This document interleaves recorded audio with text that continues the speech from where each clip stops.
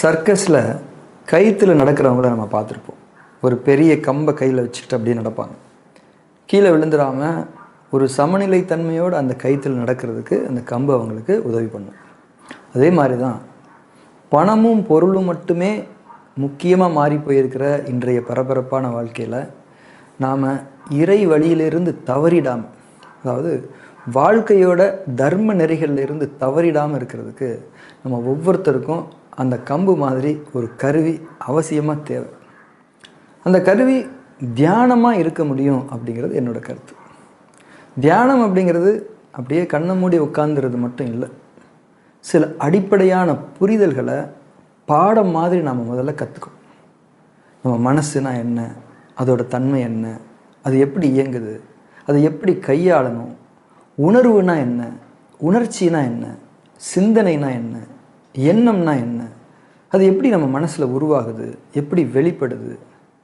ஒரு விஷயம் தப்புன்னு தெரிஞ்சும் அதை செய்கிறதுக்கு நமக்குள்ளே இருந்தே ஒரு தூண்டல் வருதா இல்லையா?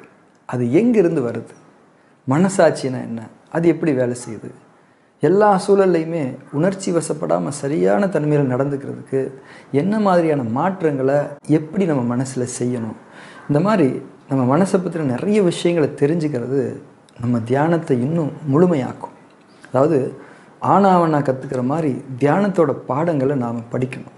தியானத்தை பற்றின பாடங்கிறது நம்ம மனசை பற்றின புரிதல்கள்.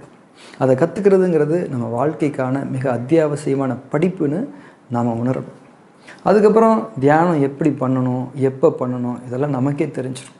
அதை விட முக்கியமாக தியானத்தை விடாமல் பண்ணுறதுக்கான உறுதி நமக்குள்ளே ஏற்பட்டுரும். அதுதான் இங்கே ரொம்ப முக்கியமானது.